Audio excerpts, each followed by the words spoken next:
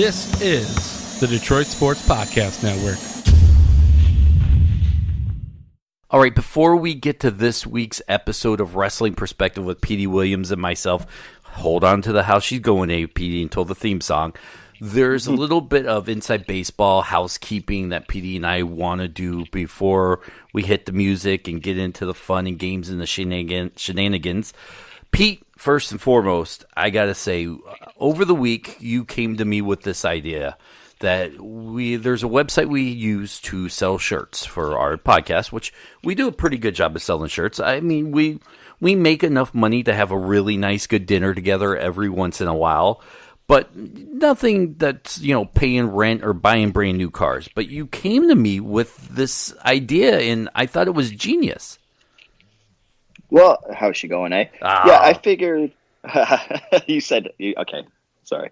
No, and that's the thing. Like, really, when it comes down to it, with you and I, Dennis, money is whatever. We could not care less about it. But we are lucky. Beside the point. We're lucky in love life doing the podcast. Yes, but we also like when people wear our T-shirts and all that kind of stuff. So we've decided that we're gonna team up with a charity, and all the proceeds from our T-shirt sales are going to go directly to the charity that we chose. Do you want to talk about the charity, Dennis? I do. It's called the Rainbow Connection. It's interesting because Rainbow Connection is exclusive to helping kids make their last. It's like Make-A-Wish, but it isn't.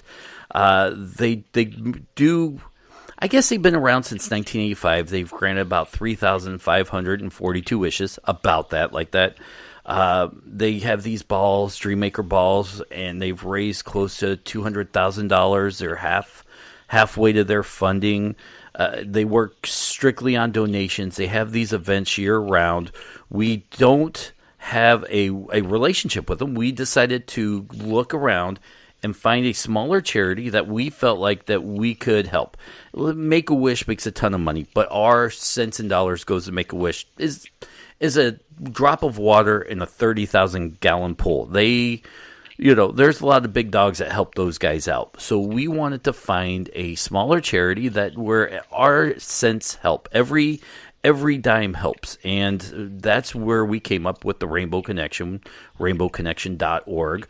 And if you go to whatforapparel.com/WPP and you buy a shirt, our half will go to donations to them every month, not just for a week, not just for a month, not just for this year, but for good. For as long as we sell shirts, this is going to be our way of giving back. And Petey, you and I have talked forever about how do we give back. We've done everything we want to do with this podcast except for figure out a way to give back to the community.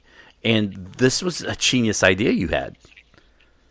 And I mean, well, thank you. But this is like Make-A-Wish, but on a local level. Everybody knows we're from the Detroit, Michigan area, and that's, we're based out of. So, and when you say give back to the community, it's like our community that we live in. And we're not just, this isn't just exclusively for people that donate to, the Michigan area, but, it's something that we feel passionate about. And, it's just something we've always wanted to do, and we decided to pull the trigger on it. And I think it's going to be really good. So a little bit about this, and this is off the website, and trust me, we'll get to the funny here in a second. It was started in May 9th, 1980. Rob Dobson, his wife Janet, their two children, Tim and Jennifer, traveled on Ron's private jet to a wedding in Canada. Not long into the trip, the plane's oil pump froze and the plane went down. Tragically, Rod and the children did not survive the crash. Janet was critically injured. In August of that year, L. Brooks Patterson, the Oakland County Chief, if you're in Michigan, very, very famous name, held a memorial golf outing to raise money in the name of Tim and Jennifer for scholarships. From that humble beginning, it evolved into what it is today, the Rainbow Connection, a Michigan-based 501c3. That was very important to us that it was a 501c3 charity dedicated to making dreams come true of true Michigan children with life-threatening medical conditions. Janet Dobson remains on the board of directors since 1985. They've been delivering these dreams to kids, and it's something that we're proud to call, I guess now, our home-based charity. Hopefully we'll earn enough money and, we can, as us, and when I say we, I mean you guys, the fans, because every month when we donate, we're going to donate it in the name of you, the fans, the Wrestling Perspective fans. And when you buy a shirt, send us an email, a tweet, a message telling us you bought a shirt, and we will personally thank you on the air for doing something great for the RainbowConnection.org. How do you like that, Pete? We didn't even rehearse that. No, we didn't. I was listening to you, and I'm like, wow, okay, wow, good job, Dennis. Thanks. You can have a job outside of here, like I just. You would think someone would give me a job outside of here, wouldn't you? Yeah. So you would now, from here on out, when we promote our shirts, just know that we're not promoting to earn enough money to put gas in our car or buy each other dinners or anything like that. We're actually doing it now to give back to the community, and we hope you guys, the fans, will come with us on this journey of giving. I didn't even rehearse that either. I love it. That's like our tagline. Like, come on this journey of giving. Yeah. Like, Dennis, I don't even know. I'm like almost crying right now. You should have a job. You could be the next Morgan Freeman, I think. Let me tell you. But on a lighter note, there's the second point of business, and hopefully you don't cry through this one. But we have teamed up with Fightful.com. Now, look, Sean Rossap, good friend of mine. I read his stuff. I love the website. I would go out of my way to say their accuracy rate is about 99.9% right. I mean, they hit the nail on the head just about every time. I've turned you on to Sean Rossap. You enjoy his stuff. We enjoy the site as a team. We often, when we talk about news stories, we use that site for reference points. So to be able to team up with them, and we're still hammering out the nuts and bolts here, but ultimately what I think it is they're going to host our podcast on their website, which they have a ton of great podcasts. Sean himself is one of the head personalities over there, and I'm a fan of his. So he has my seal of approval over here from Wrestling Perspective. But let me tell you a quick little thing about Fightful. It's been breaking news in the wrestling industry for about 3 years now. They've launched a premium service, Fightful Select, which I'm a member of. I enjoy it. I pay for it. That's where you get all of your true blue news. Not rumors, not best educated guess, but it's true blue news, okay? So go to Fightful Select. It brings you dozens of podcasts each month. By the way, we are on the other side of the paywall, so we will be a free podcast over there. But I tell you, go get the Fightful Select. Go listen to the podcast from 205 Live to NXT to NXT UK to Impact. You know a thing about Impact, don't you? I know a little bit about Impact. Yes, I do, Dennis. Ring of Honor, NWA reviews. There's question shows, Q&As. There's the alternative and the dark match commentaries, exclusive breaking news, and so much more. Go to Fightful.com. Look, follow Sean Rossap. Follow Fightful Wrestling. Follow Fightful.com. We are super proud to be teaming up with them. We're going to talk about them every show, maybe highlight some of their news, PD, at least the Impact stuff, and we're really excited. So from rainbowconnection.org to Fightful.com, we're in between somewhere. Yeah, absolutely. And they do already advertise Impact stuff like tonight. For those of you who don't know, it's Friday night streaming, and probably I think it starts in like 7 minutes from where we're at right now, is going to be Impact on Twitch, and they're going to be streaming online with that and talking about that and all that kind of stuff. So we really appreciate the plugs with all that as well. So without further ado, let's get to the show. We have a Joey Ryan interview and a whole bunch more. Pete, guess what I'm about to do? Hit the music.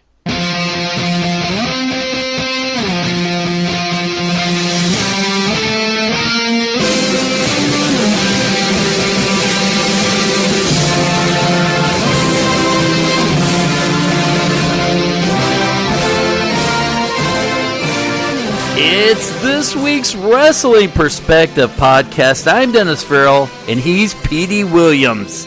How's she going, eh? See, you should have saved it. You should have saved it. I know. I always do that prematurely all the time. Like, Dennis, I need your help, I think.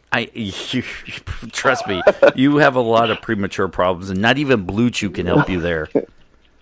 Are we already in the Blue Chew right away? Or are we gonna save that We're one going to save the Blue Chew because okay, good. We're not going to prematurely talk about Blue Chew. Great. Okay, that falls in line with what you've been doing. A little bit later in the show, we have a very fun Joey Ryan interview. It should have been longer, but time constraints on his end, having to get to a show. We got about 15 good, fun minutes out of him. There was so much more I really wanted to talk to him about. Yeah, no, and I love Joey. I've known Joey for 15 years, and that's the first thing that maybe 14, who knows. But that's the first thing that we touched on during the interview, and he was just kind of reminiscing. I don't want to give it away, but yes, I could have talked for another hour with him to just reminisce and all that kind of stuff, and just get more questions and stuff, because he's really blowing up. Like, I mean, he's the man now on the Indies, I think. I don't really want to touch too much on this subject, but I got to bring it up for a second, because we both were talking before we recorded about the head scratcher of the Nick Aldis comments. Impact recently signed Willie Mack to a 2-year contract. And Nick, there's not much we can say. I did reach out to him for comment. He did not get back to me. I did not want to talk about this really without his side or point of view or what he was thinking. But here's his tweet for a second, Pete. If you ever wanted to see evidence of scheming carny wrestling BS, look no further. Sorry, Willie, they took advantage of you. Now, you and I have both said we don't know what that means. I can't even guess where he's coming with that. I'm guessing maybe some old school TNA bad blood there, and it may even sound like that he's not quite up to date, that the fact that Impact really has open borders as far as their wrestling contracts go. Yeah, I mean, I get along with Nick. I mean, I think prior to my retirement, before I came back, I was on House of Hardcore shows with him, or was it when I came back? I can't remember. But he told me, like, Scott D'Amore, who's the VP right now of Impact, Scott D'Amore was Nick Aldis' agent when he renegotiated his contract for his like, I guess his last contract, his most recent one of Impact. And, Scott got him a lot of money and stuff like that. So I don't really know. Just like you said, Dennis, like, I could only speculate what that tweet meant. And Willie, we don't want to really speculate either. What's that? And we don't even really want to speculate, because there's just no direction we can really. With a lot of speculations, you kind of have a roadmap or an idea, or you can go from past history and go, all right, I think I figured it out. But with this tweet, I mean, there's no telling what it meant. Yeah, and that's the thing. Like, I could say I'm speculating right now, but then they're going to cut this out, and then it's going to be on, other internet wrestling websites tomorrow saying that I said certain things, which is out of context. But I think I first saw that tweet on the day we had our Rebellion pay-per-view, like a week and a half ago. And I know that's when Willie signed the contract, and I don't know if they announced it that day or the following day, whatever the case may be. The only thing I could possibly think of is that, I think Willie was under contract with Lucha Underground, and he got out of it. Obviously, he got out of it. A lot of those guys did. But we had a working agreement with Lucha Underground where you saw a lot of those guys, like I think Johnny Mundo, who's Johnny Impact, was working for us and all this kind of stuff. So a lot of mutual agreements there. But then Willie signed, and I don't know, because Willie was like an NWA. He had one of their championship belts over there. And I don't know if there was bad blood, because now they obviously wanted Willie, I would think, because Impact wants Willie. Everybody wants Willie. I'm a huge fan of Willie Mack. He knows that. I told him that when he was on our show. And why wouldn't you want Willie? So I don't know if there's just like, hey, they thought he was going to sign with NWA, and then he signed with Impact. That's the only thing I can speculate. It's just kind of like sour grapes, I would say. Yeah, it's hard to tell, but we'll move on, because, like I said, I don't want to get into too much speculation. Another thing, Pete, I sat down and I had a disagreement with Russ from the radio show. Okay. And this is off the air. This is just him and I sitting down drinking a beer before we recorded. And he tried to sell me this line of BS that Jim Ross was the greatest commentator in wrestling.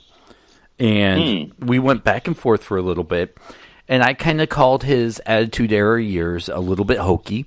And from the aspect of every week it was either a slobber knocker or, I can't believe it or Stone Cold, Stone Cold.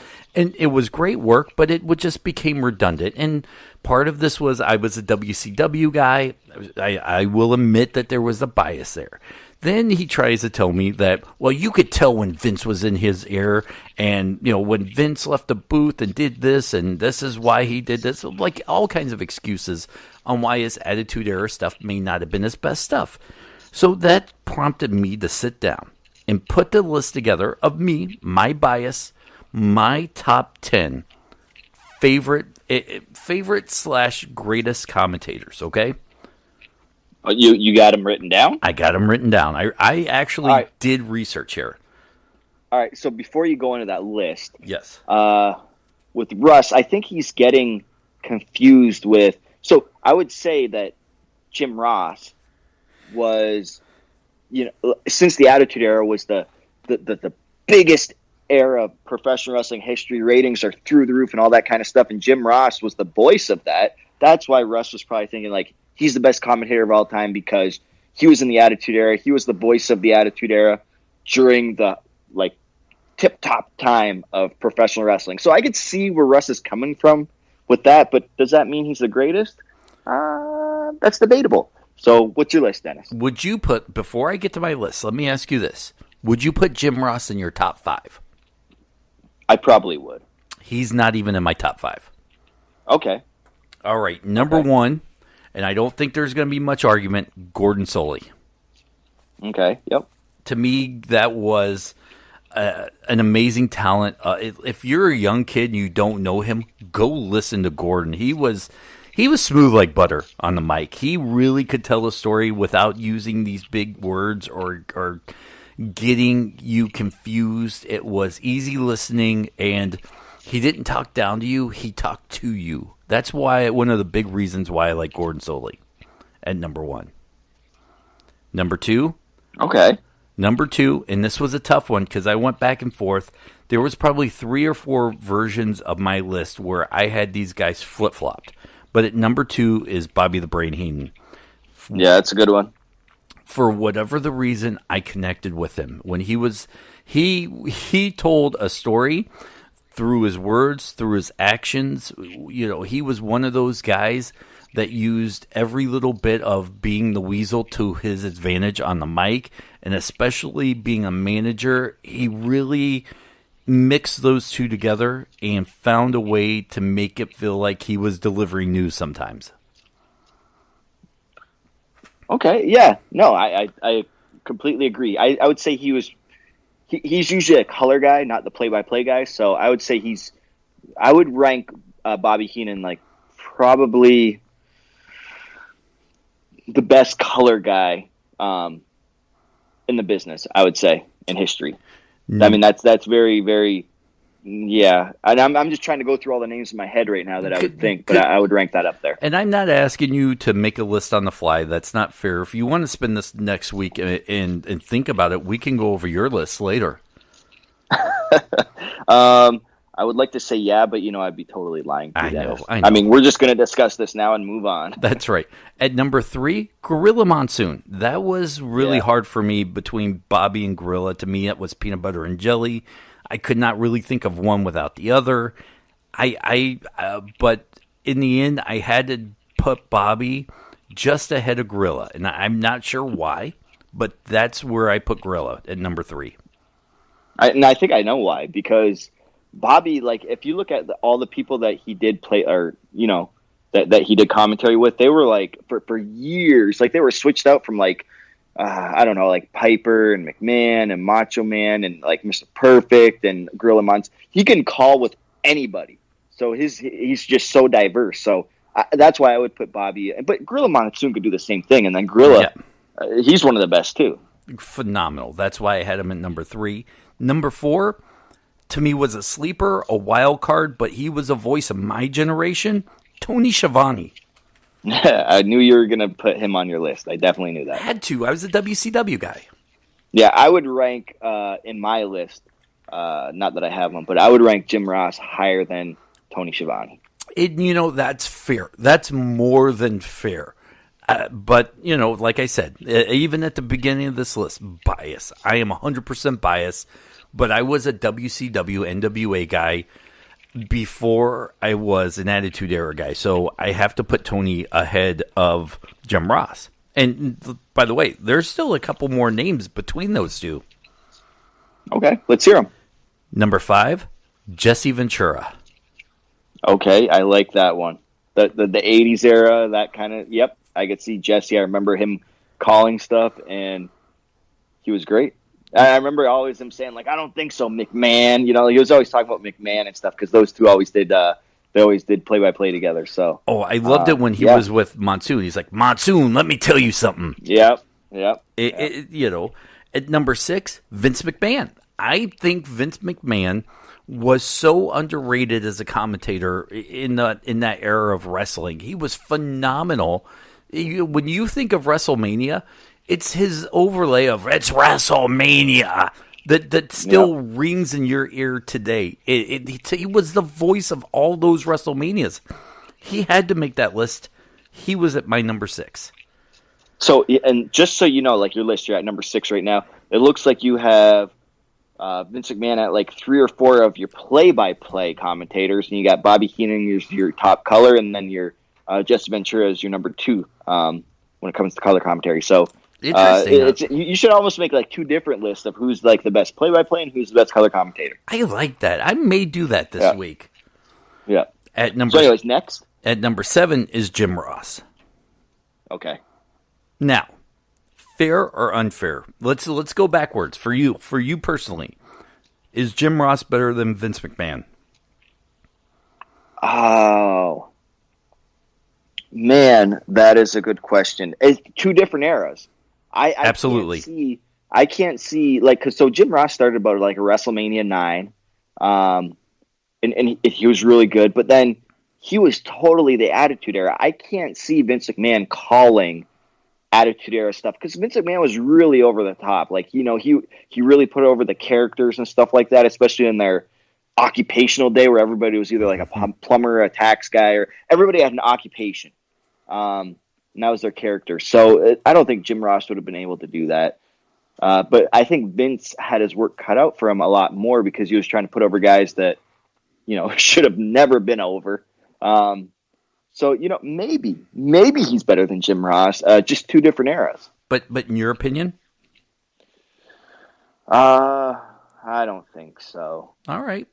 I'm just biased towards Jim Ross, just again, because I fall into that, category of he was the voice of the Attitude Era at the hottest time in wrestling. Would you put Jim Ross in this list over Jesse Ventura?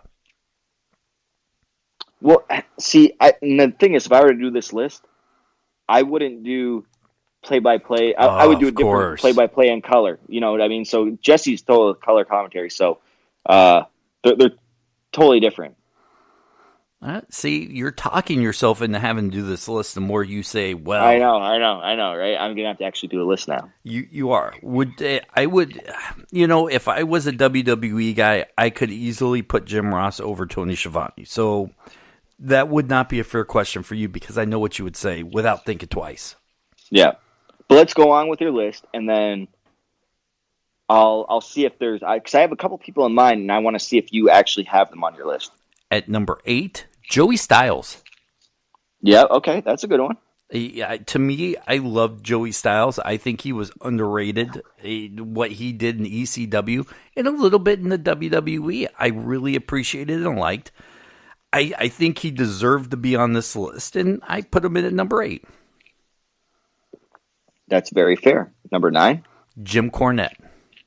Okay, yeah, Cornette is actually really good. He can do anything. You just give him a mic and he'll be able to do it. So I agree that Jim would hit my top 10. And number 10, the only current wrestler right now, or announcer right now, down in NXT. I love this Ronaldo guy. He is phenomenal. And right now, he is at number 10. And if he keeps up what he's doing, he could easily find himself in the top 5 to 6 for me in a couple years.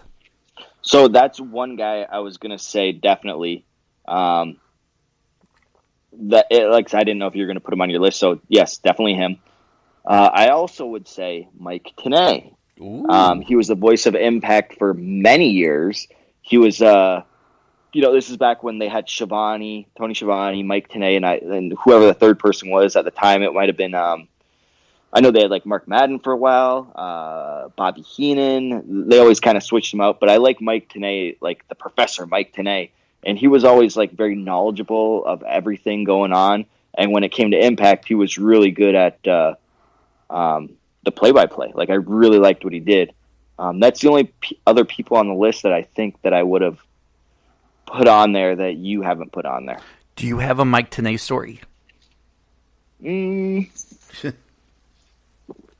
I really don't. Like, Mike, with Tenay, like, he was always hard to... Man, that's a good question, because they would do their production meetings, and this is before I was in production, and he'd come out, and then I would talk to my agent and say, like, yeah, maybe we should do this, that, and the other thing, and they're like, oh, yeah, get with Tenay about that so we could put it over. And I would go to... And I'm like, oh, is Tenay actually going to put that over? I'm like, I don't know. So I would, like, go up to Tenay and be like, hey, Mike, can you do, we're going to do this in the match, and then, that's a reference to this. He goes, oh, okay. And I'd always think he was blowing me off. But then when I watched the matches back later on, he would actually, like, talk about that. And I'm like, God, this guy's a genius. Like, I didn't see him write it down or anything like that. Like, I don't know if he's just remembering it or what. Like, he's just really in tune with what he does. Other than that, I don't really have any Mike Tenay stories. I really don't. All right. And anybody else I don't know.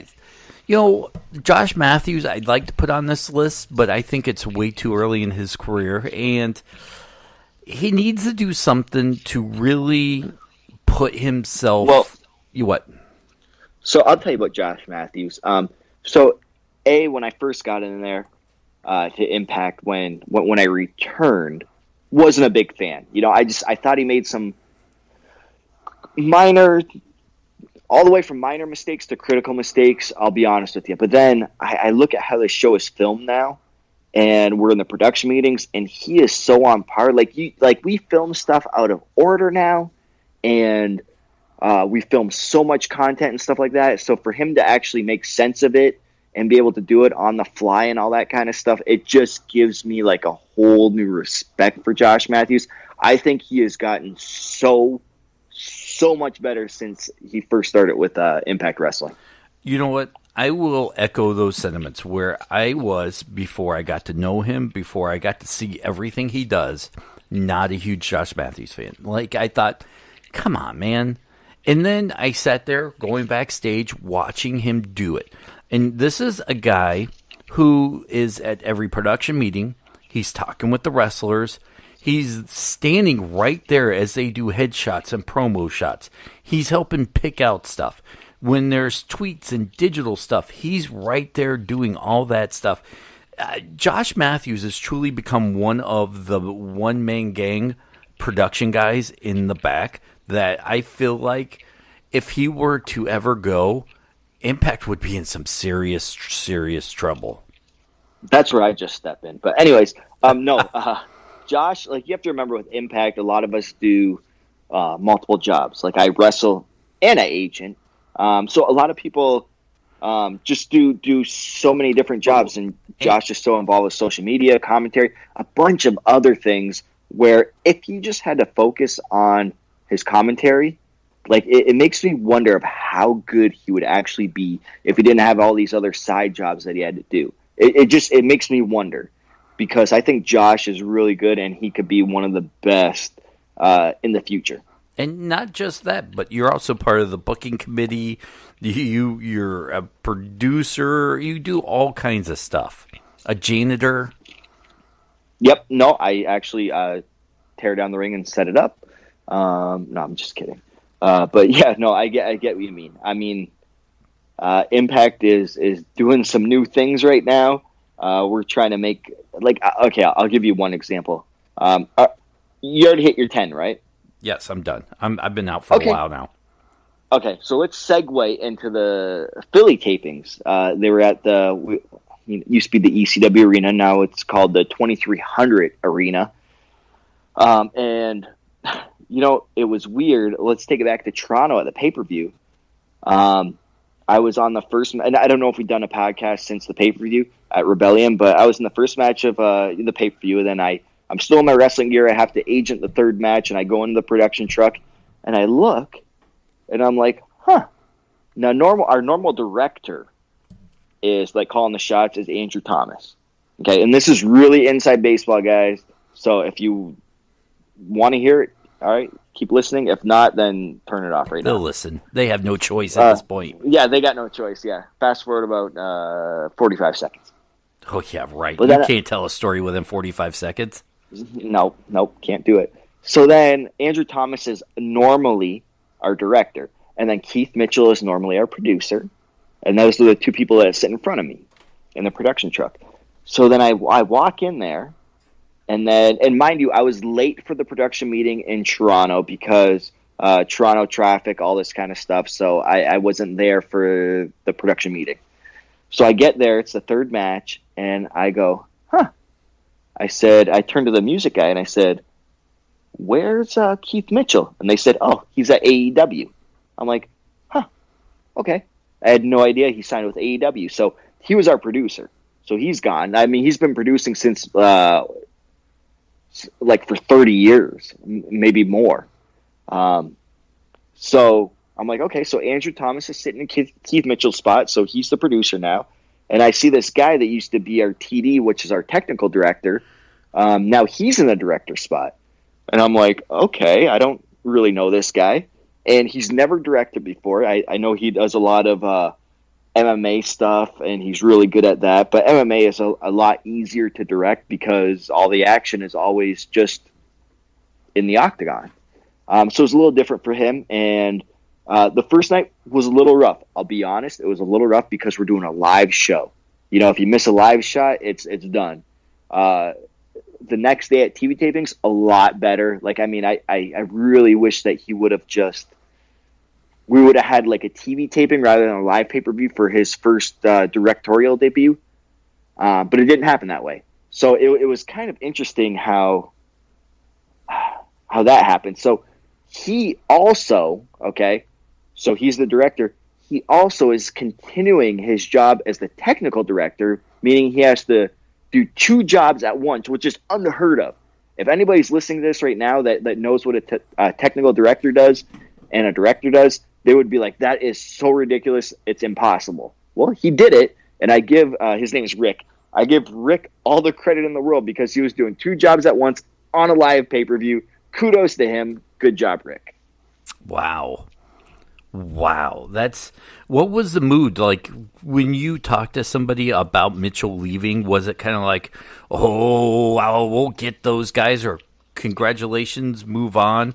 Because I've heard a couple other companies are not happy with I don't know if I want to use the word poaching. I guess if they're free to go to AEW, then their contract's up, or they didn't have an ironclad contract to move on. So poaching may not be the right word to use, but cherry picking maybe of some talent that I don't know if if it's like an unspoken off limits, like, hey, you can go after some of the talent, but when you start trying to steal our directors and agents, ooh, those are fighting words. Yeah, I mean, we could call it poaching, cherry picking. It's all the same thing. They're like, they know Keith Mitchell is good. He's been doing it for, heck, Cody was probably, Dusty, his dad, probably had Keith Mitchell as a producer in his stuff. I mean, he's been doing it forever. So they know he's good. They know he has what it takes. So, yeah, I mean, it's a loss for us. But what's really good is that I remember we were in Mexico late last year, and Tommy Dreamer stood up and he's like, "Hey, man, we're the land of misfits." I mean, that's what we are. I mean, we're people. go to different companies and stuff like that. We're the last ones left. This is like truly the ECW of modern era. Like, because if you look at ECW's history, like Vince or WCW or whoever the case may be, we're always picking all the top talent, and they'd have to build new talent, which is good for the talent because, you know, if somebody gets picked, guess what? Somebody else has to step up.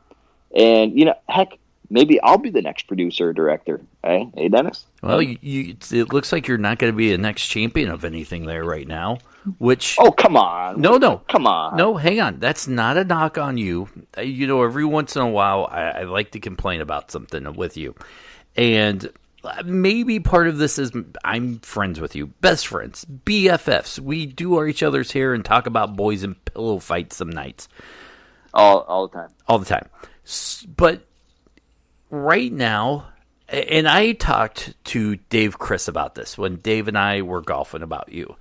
And, you know, I don't know if he started it or if I did, but we were talking about how you were one of the last kind of original TNA guys. You were there from the beginning. You may not had the same arc as Samoa Joe or AJ Styles, but your history within TNA has been pretty iconic if you think about it. Team Canada always gets spoken. You're a 2-time X Division champion. You've had some amazing moves. The Canadian Destroyer has been a staple of TNA. And you have your history or your time there has just been thrown away sometimes. And this is me as a friend talking. We're not criticizing anybody here. And as a friend, I would love to see them give you, and I don't want to use the word a farewell tour because you could wrestle 6 more months, and you've talked about it on the podcast. You came back for another run. You don't know when the run's going to end. It could end in 6 months. It could end in 2 years. You don't know. But I would love to have seen them give you at least a proper storyline arc. You wrestled for the World Championship once. You allowed Eli Drake, the only person you openly talked about how you allowed him to kick out the Canadian Destroyer. You have these great moments, but I would love to have seen them give you one more run with the X Division belt. Even if they use you to prop up and bring up another guy, it just breaks my heart that you do so much, and it's almost like it doesn't get acknowledged on the air. Yeah, I would agree with you, Dennis. You know, and there is some, you know, not discrepancies, but like, you know, there's some butting heads and creative because I know Tommy Dreamer thinks the world of me. He's like, I think you have so much left in you, and I feel like they don't utilize you the way that you should be utilized. Like, you know, because, you know, we step foot into Canada, and it's like, you know, the roof blows off the place. Like, people are singing your national anthem and all that kind of stuff. He's like, I feel like you have so much life left. But D'Amore also knows that I don't want to wrestle full time. Like, that's just a personal choice. I don't want to wrestle full time. And to be a champion and all that kind of stuff, you got to wrestle full time. It just, my goals have changed in life. Like, I would much rather get in there with like an Ace Austin and teach him and allow him to beat me. I can get beat every single night. Every Friday night on Impact, I could get beat. And you do. And then, yeah, and I do. You do. And you know what? If you said next month, like, oh, Petey Williams won a number 1 contender spot and he's going to face the world champion or the X Division champion, people would be like, oh my God, he might win it. A lot of people on the roster are like, you wouldn't think they could do that. But that just goes to show, like, hey, I can lose 10 matches and win 1, and I could still be in contention for it. A lot of people, if they lose, it hurts them. When I lose, it doesn't hurt me. It might not make sense, but in wrestling, it totally makes sense. Boy, and here's the deal. I think the world of Rich Swann, right? I love the guy. Every time we're around him, I glow because he's really cool. I'm a fanboy, and I'll admit it. Call me a mark, call me a fanboy. I'm okay with that. But if he were to lose the belt to, let's say, an Ace Austin or anyone else like that, right? It wouldn't feel the same as it would be if you had the belt and you lost it to one of these up-and-coming kids. It would feel more of and maybe because you're older than Rich Swann, maybe because you're at a different point in your career than Rich Swann, but it would feel more meaningful than passing the torch as it would be if anybody else lost the X Division title to somebody else. No, I totally agree with you, Dennis. Yeah, it's just that I would have to, for me to win the belt, I would have to beat like a Rich Swann, which, you know, obviously. And you have? One of our, yeah, I have actually. Yes, yeah, I have. There you go. With the help. Well, yeah. But yeah, no, I totally get it. Like if I had the X Division title and then Ace Austin beat me, like an up and coming guy that's like 16 years younger than me, and I pass the belt off to him, that's a big passing of the torch right there. I agree. You know, I mean, I'm not disputing you on that whatsoever. You know what I think would get you to the X Division Championship? What's that? Blue Chew. Oh man, if I took Blue Chew and I climbed that like Ultimate X, I mean, I would never lose my grip. No, I mean, I would just climb all the way there, then grab the belt or the X, whatever it is, and I mean, it's game over if I had Blue Chew. Listen, I think before the next set of tapings, you should pop some Blue Chew, walk into that creative meeting, and just go, "Hey boys, I'm back," and see the looks on their faces, because that's what happens if an ordinary guy like me takes Blue Chew and I walk into the room. I'm changing the booking decision.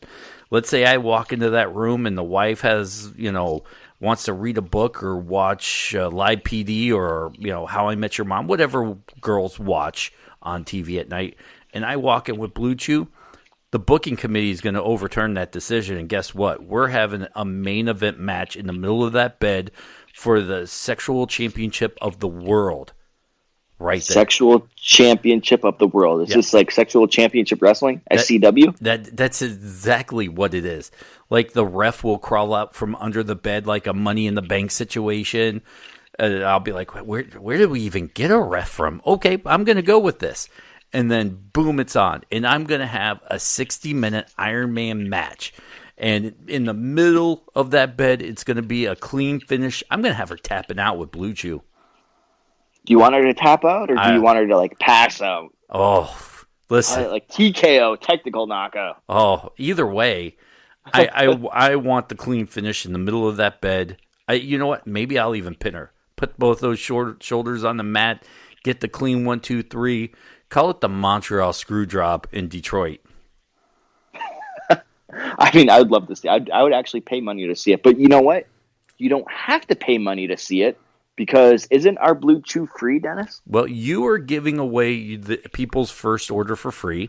All they have to do is go to BlueChew.com. Use the promo code PERSPECTIVE. When you use that promo code, Petey will personally send you a free order. All you have to do is pay $5 shipping and handling. Now that we don't have the T-shirt money, he's got to cut back on some of his expenses. Yep, T-shirt money goes to Rainbow Connection. So just please pay the shipping and handling, and we'll give you the Blue Chew for free. Then you could be the main eventer all night long in your bed. All night long. Maybe a little, Marvin Gaye in the background. That Let's could get it on. That's right. I know that song. Yeah. Or who was that? Miles? No, not Miles. That's the ref. Who was? Let's get ready to rumble.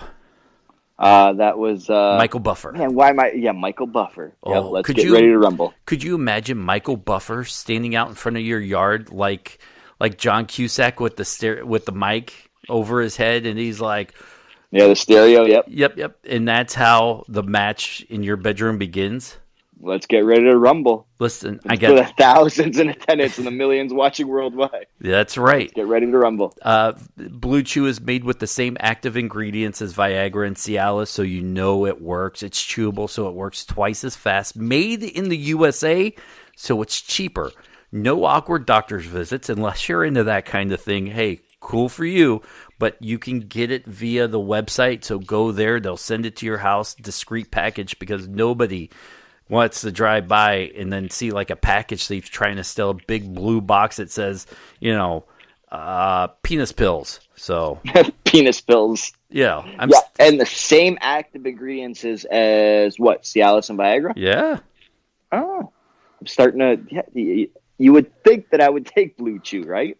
Well, one of us Because does. I do. Yeah, that's right. Because I do. So there you go, guys. So help support the show. With that money, we're keeping because we're trying to save up for a yacht. Yeah, that 1,200-foot yacht that we wanted. That's right, the Blue Chew yacht. Blue Chew yacht. We're gonna name our yacht Buoyancy. What do we name it? Buoyancy. Okay. Because it stays afloat. Oh, I get it. Thank you. God, I was a little bit late on that one. Yeah. I'm usually pretty good at it. Okay. Do you want to try that again? Yep. Hey, we're gonna name our boat Buoyancy. Oh, that's great. Oh my God. Yeah, let's do that. All right. Yeah, let's wrap this up. We've done the Blue Chew ad. We've talked about my crappy top 10 list. We've talked about the amazing relationship we have with Fifel.com, the rainbowconnection.org. We didn't promote, so we'll do Joey Ryan in a second. You'll just have to listen to us promote our stuff real quick. And then the great Joey Ryan. Like, we've actually had him locked in a closet until this moment. So whatever you're about to hear was recorded live. You think Joey takes Blue Chew before his matches, and that's why, like, he is so... his dick is untouchable? Absolutely. I think that's it. Yeah, I think that's it. Mm-hmm.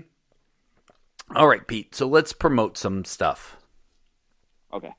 You first. Well, you can find me at iPD Williams on Twitter and as well as on Instagram. I have T-shirts as well, and you know what? If you buy any of my Canadian Destroyer T-shirts, I'll also donate that to the Rainbow Connection. Oh man, that's awfully nice of you. Only if you buy it through the website, though. Yeah. So it's pro. Well, mine are different. I know we have ours with the Wrestling Perspective, but then mine is prowrestlingtees.com/PD Williams, and then I can donate that as well. Oh man, that's amazing. We're in a giving mood, and I think that's what makes our podcast so good. Is that we are. Can I put us over for a second? Do it. We are cognizant of how lucky we are, and I'm fighting a cold, so sorry guys. How lucky we are in this industry. You're a pro wrestler on TV. There's only a certain amount of people that really get to do that. You know what? The podcast has blown up bigger than we both thought. I have a real job that pays me very well. Life is great, and when you approached me and said, I feel like we need to give back, I was right on it with you, man. Yeah, and I mean, there's nothing better than that feeling. I mean, there really isn't. I really don't know what else to say about it, Dennis. I really don't. Well, if you enjoy this podcast, you can hear it at Fifel.com. I'll get you the / and stuff when that becomes available, or you can subscribe at WrestlingPerspectivePodcast.com. Anywhere you get your podcast, that's where we are. 2 weekly shows. You have this, and then you have the replay of the radio show, commercial free, presented by SB Nation, heard on over 100 radio stations all over the United States. If you hear the show on a radio station, let me know. We really appreciate it. If you buy one of the shirts, email us at wrestlingperspective@gmail.com and tell us your name. And the next time we record, we will give you a special shout out for helping support rainbowconnection.org. Gosh, what else is there? We've got the t-shirts. whatforapparel.com/WPP. That's where you can do good for a community and a kid in need. So, Pete, are you ready? Now that we've gotten a little bit mushy, it's time to, get a little bit hard. Yeah. You're not kidding. The King of Dong style? Man, was Is that what he says? Yeah, was this the stiffest interview you ever had to do? It was probably the stiffest interview I ever had to do. But no, I mean, I love this guy, Joey, but let's just get on with the interview. All right, here we go. All right, Pete, I'm really excited for this interview because here's a guy that I changed opinions on through the years, and he changed the way indie wrestling has been seen and viewed and the things you see in the ring. Wow, because of you, we now have Joey Ryan on this podcast with us. Joey, how's it going, eh? I'm doing well. How are you? We're doing good. No, Joey. First, I was mentioning. Sorry, before you get into questions, I was just thinking about this. We've known each other for probably gosh, 13, 14 years now, huh? Probably '04. So I would say 15 years, maybe 14. Wow. Yeah, you're right. Yeah. Yeah, wow. I was just thinking about that earlier today when we set this up. Yeah, and I'm like, man, we've always just ran into each other at all over the place. It was actually because of you. Is the first time I flew out to California, and you probably don't remember. Right. Let's see. This is my first question. All right, do you remember the first restaurant you took me to in California, and who was there with us? The first restaurant I took you to. Yep. Fast food. I don't place. remember. I mean, I would assume it'd be like In-N-Out or something, but maybe not. Oh, that's a good guess. It was Chipotle, right? Chipotle. Oh yeah. And do you remember what happened? Chris Sabin, and he got sick all over the place. I can't vaguely remember. I mean, this is like again. I get 15 years I get ago. hit in the I get hit in the head a lot too. Yeah. Got that CTE going. That's not my real first question. My real first question is, all right, so PWG, that's where I first started working in and all that kind of stuff. What about this, this new promotion you have going on, bar wrestling? Yes. Yeah, so talk about that. When did you get started and all that? So we're coming up on the 2-year anniversary of that. It was these guys from out on the East Coast that run a show called Violence and Suffering, were wanting to do a show out in the West Coast, and they kept hitting me up asking if I could help them, run it, promote it, and I was always like, I did that with PWG. I just kind of like I just don't really want to get into the promoting side of it anymore, and then I was doing the show. So I wrestle for DDT Pro in Japan, and they have a lot of different promotions under their like umbrella. Like they have like a hardcore promotion, a women's promotion, and then they have this one that's run by one of their wrestlers called Tavern Wrestling.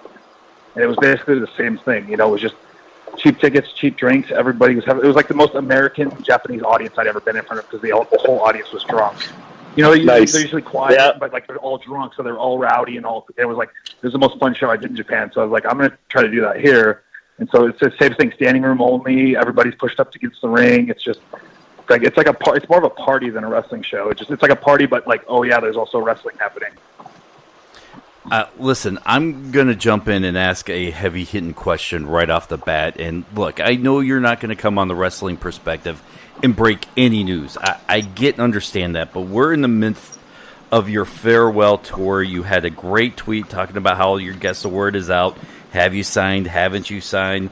What's going on there? But I will say this. Knowing that you're not going to drop the bomb on some small podcasts, you're not going to give it away. I get that. Do you have a date, a timetable, a place where you're going to announce where you're going, if you're going anywhere? I'm still working on a date. There's still, like, and honestly, like, the honest answer is I can't really discuss it just yet because stuff's still moving, stuff's still happening in terms of where I might be going. So I'm really not at liberty to discuss, and that's like the honest truth. It's not just me like trying to get around the question. But yeah, and so I'm kind of waiting to see how that plays out first, and then choosing where and when to make announcements. See, Pete, now if my co-host had like the last name of Jackson, I'm pretty sure you'd decide to announce it on my podcast. Sadly, I have a podcast host with the last name of Williams. Yeah. That works for Impact. So, yeah, Joey, it's going to be really great when you come back to Impact. It's going to be awesome. Let's get some rumors started, right? No, no, I'm totally kidding. But hey, Joey, man, we've worked with each other a lot, and this new, King of Dong style, all that kind of stuff. I mean, I'm sure you've had people, hate on you, but then people like saying, yeah, that's awesome. I've made it known to Dennis on our podcast many times. I'm like, I love it because you made something your own, and you got it over. Just like I know I can relate because it was with the Canadian Destroyer. A move that's a flipping pile driver. It's stupid, right? That's what everybody used to say. And now we're like, oh, a penis flip, we'll call it. People are like, side note to interrupt your question or your story. there was a bar wrestling show last night, and David Arquette did a Canadian Destroyer. Of course, who hasn't, man? So he's Right. got all me royalties. But, so my question is, when you got the penis flip, like, A, how did you come up with that? B, I'm so happy that you got it over. I mean, I'm one of those guys that love it because I know, you may not think now, but years down the road, people are going to be stealing that move from you. I mean, do you agree with me? I mean, there's a good chance. I mean, some people already have, but the good thing about it is it's kind of like the Canadian Destroyer. Everybody gives you the credit for it. So the same thing is when somebody does it now, everyone's like, oh, that's Joey's thing. So it's not they're not I'm not really losing the notoriety for it when someone else does it. Yeah. But I mean, what made you think like, oh, this is gonna be great? So again, it was in DDT Pro in Japan, and truth be told, it was my opponent. My opponent was Dan Ciucudino. He came up with the idea, and I guess it's kind of a recycled spot for him, and he's done it a few times. But when I did it, that's when the clip hit the internet and it went viral. So that's what I became known for because once I did it and the clip went online, the next day it was on ESPN, it was on The Soup, it was on David Colbert, it was on a bunch of different. It was like all these media outlets were covering it. Stephen Colbert, sorry, and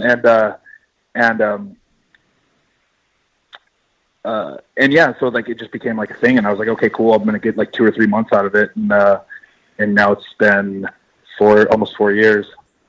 It's been 4 years, really. December, wow. The first I did the end of November 2015, and then the clip went viral like the beginning of December. Wow. I would jump in and say you would be on the Mount Rushmore of indie wrestlers who helped shape indie wrestling into what it is today, rejuvenizing the whole industry. You are very polarizing with the dick flip move. As Petey said, some people like you, some people don't, but people can't deny the impact that move that you've had, turning that into something. And you can say you can bring comedy back into wrestling, but you've guys like Orange Cassidy now is on the rise because he's doing stuff kind of like yours, but not the dick flip. Do you understand, at least right now, since you're living in the moment, the effect that this move has had on the indies? Well, I'll tell you the best compliment I probably ever received was a person on Twitter tweeted me, and he said that I'm like Thor Ragnarok in a World of Justice League, meaning that I bring fun and creativity to it rather than just trying to be serious about it. And that was the best compliment I think I've ever gotten because it not only did it connect with me because I feel the same way. I felt like Thor Ragnarok was awesome and Justice League was kind of wasn't bad, but it was a bit tough to watch. I don't think I'd ever watch it again. But yeah, I don't mind being known as the fun guy. I don't mind being known as the guy who because it's weird too because I do now and you're seeing this now. It's not. And I guess maybe Santino did a little bit too when he started doing the Cobra in WWE because it was a finishing move, even though it was comedic. Now, the dick flip, I don't do it for comedy purposes. I do it. It's like my pedigree. I hit it and I want to win the match. It's not like I don't do it to take context out of the match. I do it I go for it. It gets reversed. It gets taken away. We tease it. It gets taken away again, and then finally I hit it, and then I get the big cover. And then it's used as a dramatic part of the match now instead of, even though the move is comedic, it's done in a dramatic part of the match. And I think that style is getting a little bit more, growing a little bit more on the indies where it's stuff that people are willing to buy into more of the make believe or the performance aspect or the theater aspect of it. Because, I think a lot of people, for me personally, I think people know what real fight looks like with MMA. So, I try to go the exact opposite. I go the complete opposite of MMA and I make things cartoony and over the top. Because that's something pro wrestling can do that MMA can't do. So that's where I lean to, and I've seen a lot of the comedy grow, and the comedy guys get more bookings and more notoriety over it. Pete, I know we only have them for a couple minutes. I've got 2 more questions. Do you mind if I knock them out real quick? Yeah, it's fine. I could always text Joey later, and we could shoot the breeze. So go ahead, Dennis. Thanks. Let me fanboy out here. All right. I'm really excited because you have this amazing documentary coming out. This is wrestling. You were invited to the IFS Film Festival. That happens, I think, like May 17th or somewhere around there. But how does a documentary come apart, especially from... Listen, I'll be honest. When I think of Joey Ryan, I think of a guy who has made, as Petey said, made something his own, revolutionized it, and has gotten over with fans that normally would have pooped all over everything he does. And now you have a documentary. Yeah, and it was really cool because those the people who filmed me, because they're like real producers of Hollywood shows, and they approached me and and they were like, "Hey, we're wrestling fans. We just discovered independent wrestling, and we thought it was the coolest thing ever. And we we wanted to document it. We wanted the subject to document." And they said we looked around at all the indies, and they said, "You're the guy that stuck out. You're the guy who we wanted to focus on." And it was, the timing of it was really cool because they got me, not only did they get Candice's farewell, when Candice went to NXT, documented, but they got when I went to Ireland and did the spot with Mick Foley, they got that documented. So all that stuff's on there. So it's really, really cool. The year that they spent following me around is one of the better years to do it. Now, my next question, and I'm not going to get too much into the weeds on the Lucha Underground thing, but that's where I was first exposed to you on television. Now, when you bring Joey Ryan, the indie wrestler, and let's assume, and look, you're not saying yes or no, but you will be, in my mind, you may be on TV every week wrestling somewhere coming up soon. I don't know, you're not saying yes or no, but assume that's the way you're going. How does Joey Ryan adapt the dick flip for television? Have you thought about that? Well, I never did it at Lucha. I never did it on Lucha Underground. Right. I mean, I did it in a couple dark matches, but they don't really care if I do them in the dark match. But I never did it on TV. But the sleaze part of the character still plays. I can still be a sleazy bad guy, or I can still do perverted things without doing something that blatantly looks fake. So that's the way I just try to do it. I just try to play up the other elements, whether it's baby oiling myself up in the ring, or just try to play up the other elements of the sleaze more than just dick stuff. All right, Pete. Joey, we know you got to go. I'd love to continue this conversation, especially, when you brought up the psychology of, the teasing, the dip flip and all that kind of stuff. I totally get that because I understand that the people are just waiting for you to do that in your match. I get it. People just wait for me to do the Canadian Destroyer. So, and you, right. I think you got the master of it now. You understand it.